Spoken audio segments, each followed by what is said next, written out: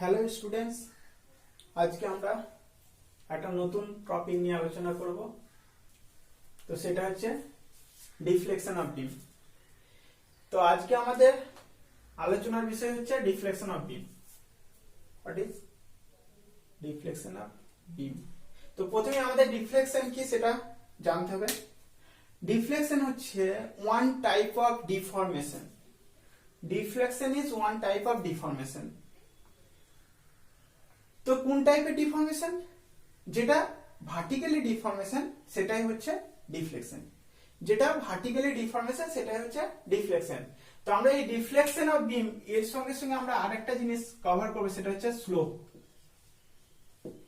Slope of বিম। তো এই দুটো জিনিস আমরা এই চ্যাপ্টারে কভার করব। তো প্রথমেই আমরা একটা বিম কনসিডার করছি, সিম্পলি সাপোর্টেড বিম। সিম্পলি সাপোর্টেড বিম মানে একদিকে হিঞ্জ সাপোর্ট, একদিকে রোলার সাপোর্ট। তো আমরা এখানে যদি একটা লোড অ্যাপ্লাই করি, মিডল পোরশনে পি লোড অ্যাপ্লাই করি, তাহলে এটা L/2, এটা L/2, এর লেন্থে। তো এটা হচ্ছে আমার ইনিশিয়াল পজিশন অফ দ্য বিম।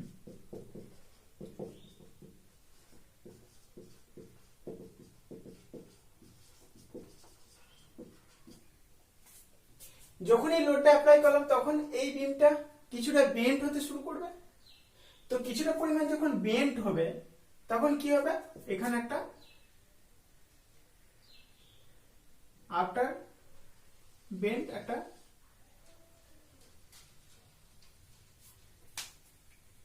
এরকম লাইন আসবে। তো এটা হচ্ছে আমার final position of the beam after loading. এটা হচ্ছে final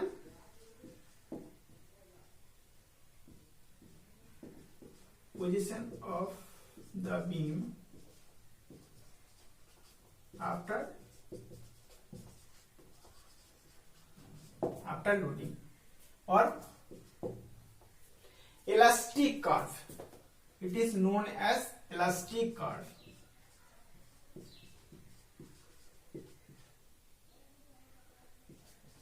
Elastic curve or deformation curve.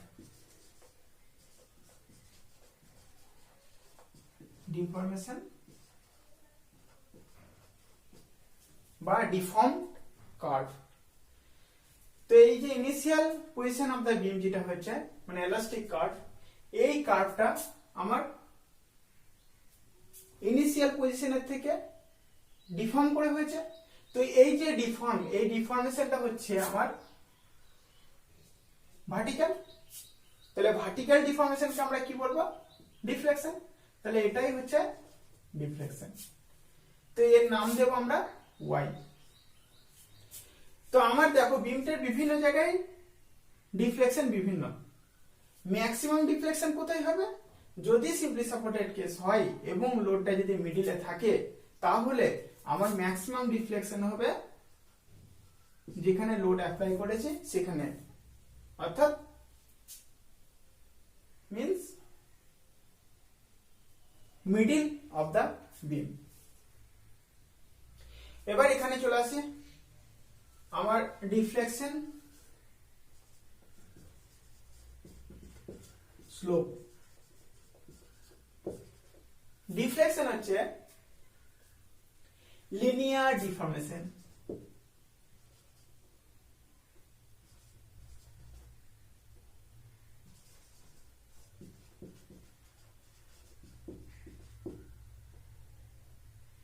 Slope হচ্ছে অ্যাঙ্গুলার ডিফর্মেশন। Angular deformation. দেখো ডিফ্লেকশন হচ্ছে লিনিয়ার ডিফর্মেশন। দেখো লিনিয়ারলি যে ডিফর্ম করেছে, অ্যাঙ্গুলার ডিফর্মেশন এই স্লোপ অ্যাঙ্গুলার ডিফর্মেশন। দেখো অ্যাঙ্গুলার ডিফ্লেকশনটা কি, এখানে আমি স্লোপ বের করব। তো আমার স্লোপ হচ্ছে যে ফাইনাল পজিশন মানে এলাস্টিক কার্ভ, এলাস্টিক কার্ভের কোন একটা পোরশন থেকে যদি আমরা একটা ট্যানজেন্ট ড্র করি, সেই ট্যানজেন্টটা ইনিশিয়াল পজিশন অফ দা বিমের সঙ্গে যে অ্যাঙ্গেল করবে সেটাই হচ্ছে স্লোপ। তাহলে আমরা যদি এই কার্ভের এই এ পয়েন্ট ধরছি, এটা এ এটা বি, এই এ পয়েন্টে যদি আমরা ট্যানজেন্ট ড্র করি তাহলে কি হবে, এটা হচ্ছে থিটা এ, এটা হচ্ছে স্লোপ, এ পয়েন্টের স্লোপ। যদি আমরা বি পয়েন্টে ট্যানজেন্ট ড্র করি তাহলে কি হবে, এটা হচ্ছে থিটা বি, এটা হচ্ছে স্লোপ। যদি আমরা এই যে ম্যাক্সিমাম পি লোড অ্যাপ্লাই হচ্ছে সেখানে যদি একটা ট্যানজেন্ট ড্র করি তাহলে কি হবে, এটা ট্যানজেন্ট। তো এই ট্যানজেন্টটা আর ইনিশিয়াল পজিশন অফ দ্য বিম, এই দুটো লাইনের মধ্যে অ্যাঙ্গেল কত, দুটো প্যারালাল লাইন, তাহলে দুটোর মধ্যে অ্যাঙ্গেল কত হবে, অ্যাঙ্গেল হবে 0 ডিগ্রি। তো এইগুলো হলো আমার বাউন্ডারি কন্ডিশন।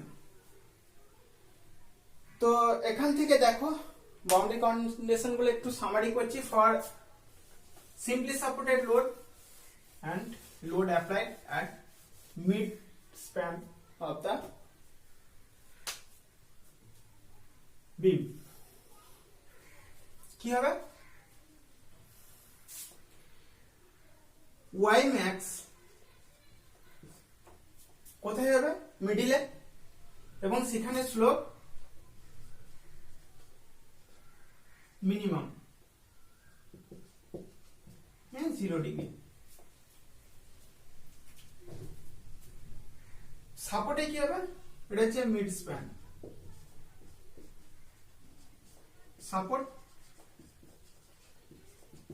সাপোর্টে কি হবে, y minimum means 0, slope max, এটা হচ্ছে সিম্পলি সাপোর্টেড বিম। তো আমরা যদি সিম্পলি সাপোর্টেড বিমের লোড এমন একটা জায়গায় লোড দিলাম যেটা সিমেট্রিক নয়, তাহলে কি হবে,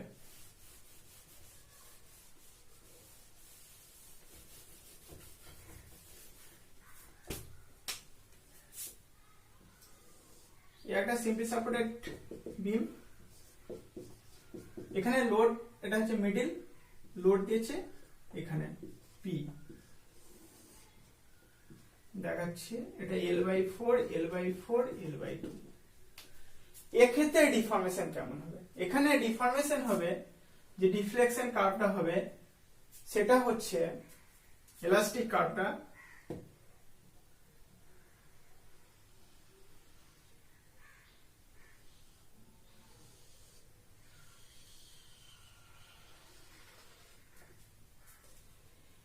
ম্যাক্সিমাম ডিফ্লেকশন যেটা হবে সেটা হচ্ছে এখানে y max, এখানে এটা হচ্ছে y max কোথায় থাকবে, in the region between applied load and middle of the beam, বিমের মিডল আর লোড অ্যাপ্লাইড পোরশন এই দুটোর মধ্যে যে কোনো রিজিয়ন, যে কোনো জায়গায় আমার y max হতে পারে, এবং y max যেখানে হবে সেখানে স্লোপ 0 হবে, কারণ y max সেখানে স্লোপ 0 হবে। আর ম্যাক্সিমাম কোথায় হবে, ম্যাক্সিমাম স্লোপ হবে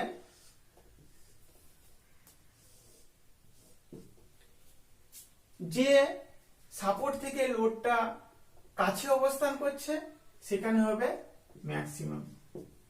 আর এখানে কি হবে,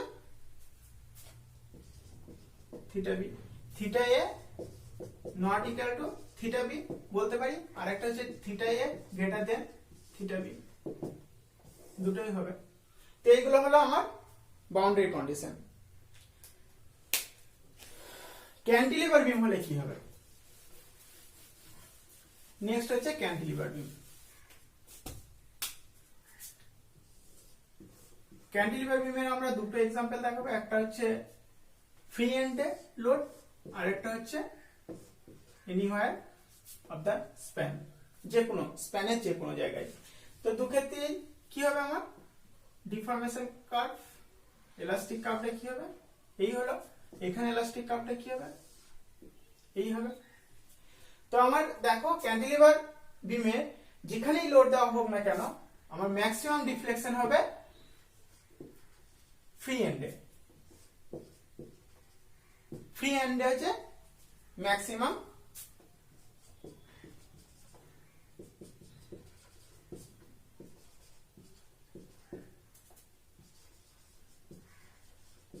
ডিফ্লেকশন ম্যাক্সিমাম। স্লোপ কি হবে, আমি যদি ট্যানজেন্ট ড্র করি তাহলে ট্যানজেন্টটা হবে এটা, তাহলে এটা হচ্ছে থিটা, ফ্রি হ্যান্ডে থিটা কি হবে, এটা যদি আমি এবি নাম দিই, থিটা এ ম্যাক্স। স্লোপ ম্যাক্সিমাম হবে ফ্রি হ্যান্ডে। এখানেও দেখো, এখানেও ম্যাক্সিমাম ডিফ্লেকশন হবে ফ্রি হ্যান্ডে এবং ডিফর্মেশন স্লোপও হবে ফ্রি হ্যান্ডে।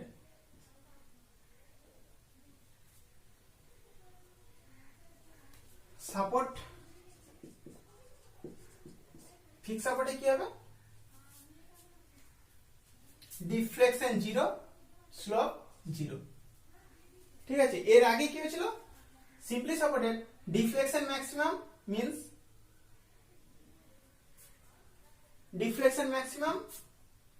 মিন্স স্লোপ মিনিমাম 0 এবং স্লোপ ম্যাক্সিমাম মিন্স ডিফ্লেকশন 0। তো এই হলো আমার বাউন্ডারি কন্ডিশন। তো এই বাউন্ডারি কন্ডিশন গুলো আমার কাজে লাগবে, তার জন্য আমরা আগে থেকে বাউন্ডারি কন্ডিশন গুলো একটু জেনে নিলাম এবং এলাস্টিক কার্ভটা কি জিনিস সেটা আমরা এখান থেকে আইডিয়া করতে পারলাম। এলাস্টিক কার্ভ হচ্ছে যে কোনো একটা বিম আছে, সেই বিমটা যদি আমার লোড যে কোনো ভাবে লোড দেওয়া হয় তাহলে সেটা বেন্ড হবে। এই বেন্ড হওয়া যে কার্ভটা, এই কার্ভটাই হচ্ছে এলাস্টিক কার্ভ। Elastic curve. তো আমাদের যে ডিফ্লেকশন অফ বিম, এই যে ডিফ্লেকশন বের করা, ক্যালকুলেট করার আমাদের অনেক প্রসিডিওর আছে, অনেক মেথড আছে। তো সেই মেথডগুলোর মধ্যে কয়েকটা মেথড আমরা পড়ব। আগে কয়েকটা মেথডের নাম আমরা জেনে নিই। একটা হচ্ছে double integration method,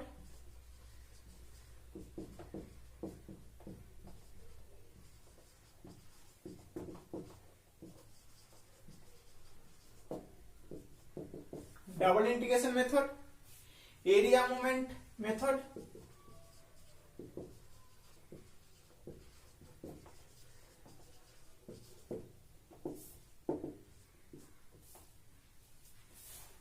strain energy method,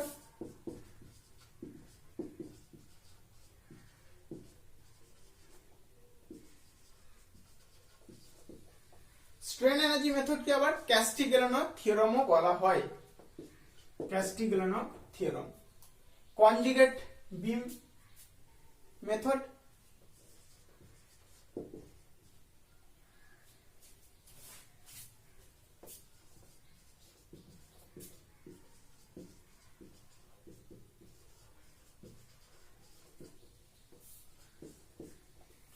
method of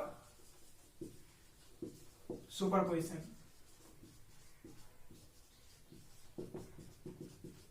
method of superposition. ঠিক আছে, তো আরো কিছু মেথড আছে। তো এই মেথডগুলো দিয়ে আমরা ডিফ্লেকশন এন্ড স্লোপ ক্যালকুলেট করতে পারি। তো এখানে ডিফ্লেকশন এন্ড স্লোপ ক্যালকুলেট করার জন্য আমাদের ফার্স্ট ইয়ারে যেটা আছে সেটা হচ্ছে ডাবল ইন্টিগ্রেশন মেথড। আমরা এখন আপাতত ডাবল ইন্টিগ্রেশন মেথডে ডিফ্লেকশন ক্যালকুলেট করব। পরে আবার বাকিগুলো আমরা বাকি যে মেথডগুলো আছে এই মেথডগুলো ডিসকাস আস্তে আস্তে সবগুলোই ডিসকাস করব। তো এখন আমাদের হচ্ছে double integration method. Double integration মেথডে আমরা কিভাবে ডিফ্লেকশন এন্ড স্লোপ ক্যালকুলেট করব। দেখো আমরা বেন্ডিং স্ট্রেস চ্যাপ্টারে কি পড়েছি, m by I is equal to sigma by y is equal to e by r। এটা কোথায়, বেন্ডিং স্ট্রেস, বেন্ডিং স্ট্রেস। আর একটা 1 by r is equal to d2y by dx2। এই 1 by r হচ্ছে আমার radius of curvature. তো এখান থেকে আমরা এইটার এটা নিচ্ছি, ইকুয়াল করছি m by I is equal to e by r। m is equal to ei divided by r, 1 by r equals to d2y by dx2। এই ইকুয়েশনটা দিয়ে আমরা ডাবল ইন্টিগ্রেশন মেথডে ডিফ্লেকশন এন্ড স্লোপ ক্যালকুলেট করতে পারবো। ঠিক আছে, তো এখানে এই যে নোটেশন গুলো ইউজ করেছি, এই নোটেশন গুলো কি সেটা আমরা জেনে নিই। এম হচ্ছে মোমেন্ট, আই হচ্ছে মোমেন্ট অফ ইনার্শিয়া, ই হচ্ছে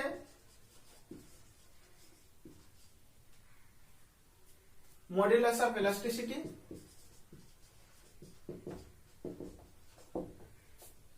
ওয়ান বাই আর হচ্ছে রেডিয়াস অফ কার্ভেচার। এটাকে যদি আমরা একবার ইন্টিগ্রেশন করি, ফার্স্ট টাইম ইন্টিগ্রেশন করলে কি হবে, dy dx আসবে, এটা হচ্ছে স্লোপ। যদি আরেকবার ইন্টিগ্রেশন করি তাহলে কি আসবে, y। তো y হচ্ছে আমার ডিফ্লেকশন, y হচ্ছে আমার ডিফ্লেকশন। ঠিক আছে, তো আমরা আজকে জাস্ট দেখবো ফর্মুলাটা দিয়ে কিভাবে আমরা ডিফ্লেকশন এন্ড স্লোপ ক্যালকুলেট করব। পরের দিন আমরা একটা ম্যাথের সলিউশন করব, কোন একটা বিম নিয়ে তার সলিউশন করব।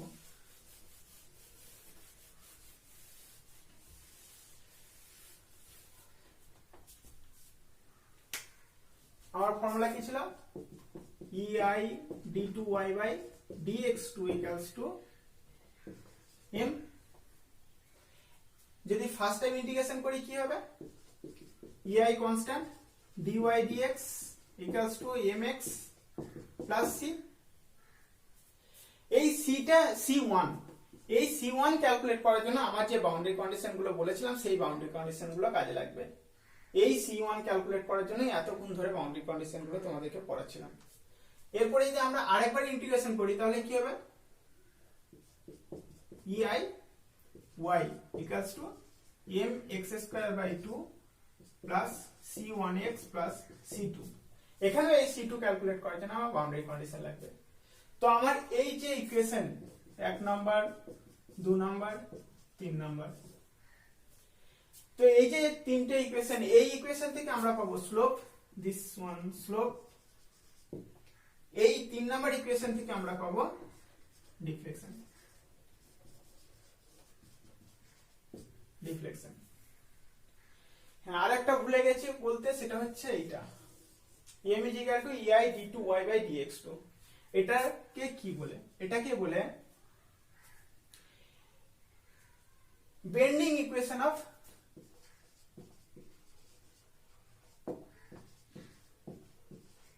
beam or deformation differential equation of beam, bending equation of beam or differential equation of বিম বলা হয় এই ইকুয়েশনটাকে। তাহলে ইকুয়েশনটা যদি তোমাদের শর্ট কোশ্চেন পড়ে বেন্ডিং ইকুয়েশন অফ বিম কি লিখো তাহলে বলে দিতে পারবে, বা ডিফারেন্সিয়াল ইকুয়েশন অফ বিম যদি বলে তাহলে এটা লিখে দিতে পারবে।